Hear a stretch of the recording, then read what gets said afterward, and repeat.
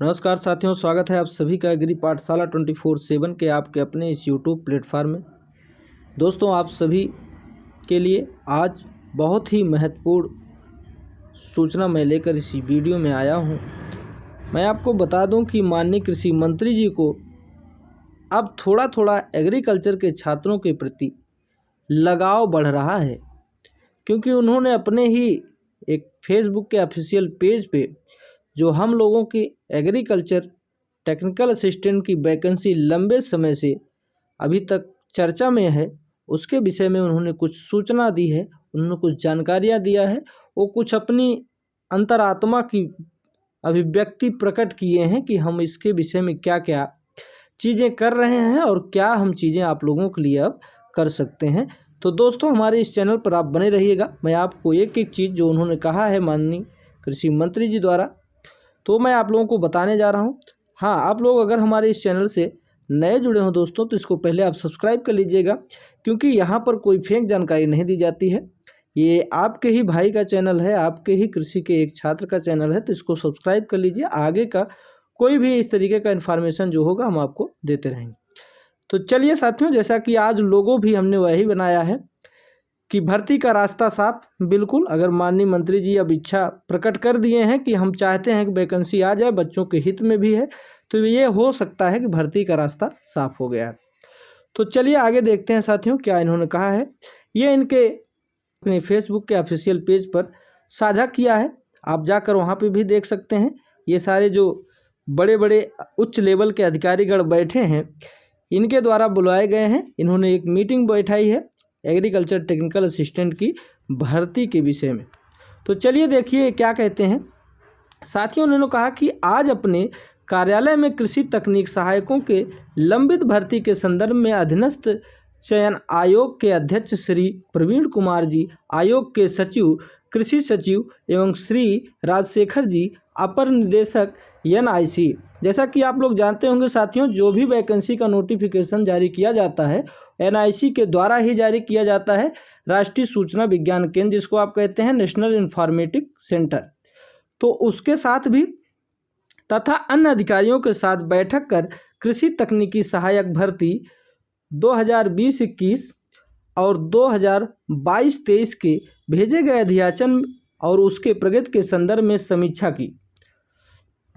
माननीय सर्वोच्च न्यायालय के अनुपालन में उसके निर्देशों के अनुरूप लोक सेवा आयोग से प्राप्त नामों को NIC के फॉर्मेट पर शीघ्र डालने और उसका वर्ष 2012-13 में लोक सेवा आयोग के भीतर उनके फॉर्म और हस्ताक्षर को शीघ्र जमा कर अपलोड कराने के निर्देश दिए। यानी कि इन्होंने बताया कि जो 2012-13 लोक सेवा आयोग के अंदर फॉर्म पड़े थे, उसका भी हस्ताक्षर इन्होंने शीघ्र मांगा है और अपलोड करने का निर्देश भी दिया है उच्च अधिकारियों के द्वारा। माननीय सर्वोच्च न्यायालय के आदेश दिनांक 30 मई 2019 के क्रम में उन सभी 906 अभ्यर्थियों यानी कि याचियों तथा प्रयागराज उच्च न्यायालय में गए याचियों कुल मिलाकर 1382 के प्राप्त नामों को कृषि विभाग के वेबसाइट पर डालने के निर्देश दिए।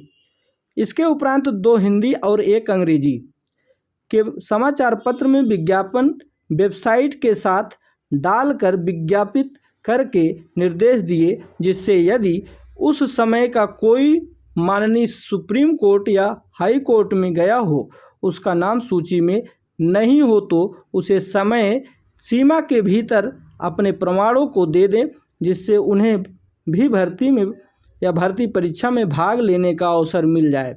इनके कहने का मतलब यह है कि जो हमारे कुछ भाई बंधु याची थे 19 में और 2012-13 में उनकी जो टोटल संख्या थी 1382 थी। अगर हम कहें तो कुल जो सर्वोच्च न्यायालय में गए थे अभ्यर्थी, उनकी संख्या 906 थी। आप सबको पता है उच्च न्यायालय में जो है 476। लगभग 1382 जो छात्र हैं, उनकी अभी तक अगर डॉक्यूमेंटल मतलब डिफिशियंसी रह गई हो या डॉक्यूमेंट उन्होंने अभी तक सबमिटेड नहीं किया, तो ये कह रहे हैं कि मैं उसके लिए हिंदी और अंग्रेजी समाचार पत्रों में विज्ञापन का दूंगा। उसमें विद्यार्थी अपना नाम देख लें सूची में, और सूची में देखने के बाद वो भी अपनी प्रक्रिया पूरी कर दें, ताकि उनका भी नाम भर्ती में रहे। तो साथियों, यही वक्तव्य हमारे माननीय कृषि मंत्री सूर्य प्रताप शाही जी द्वारा अपने ऑफिशियल फेसबुक पेज पे कहा गया है। जैसे कि मैं आपको बता दूं साथियों हिंदी के बहुत बड़े एक कवि हैं डॉक्टर जयशंकर प्रसाद जी, कहते हैं कि वह पथ क्या पथिक कुशलता क्या, जिस पथ में बिखरे सूल न हो, नाविक की धैर्य परीक्षा क्या, जब धाराएं प्रतिकूल न हो। तो साथियों, हिरासिए मत, अपने धैर्य को बरकरार रखिए और अपना जो भी कहते नहीं कि अंदर की जो भड़ास है कि अभी तक वैकेंसी नहीं, वो सब भड़ास आप अपनी पढ़ाई पे लगाइए ताकि आपकी पढ़ाई बहुत अच्छी हो सके।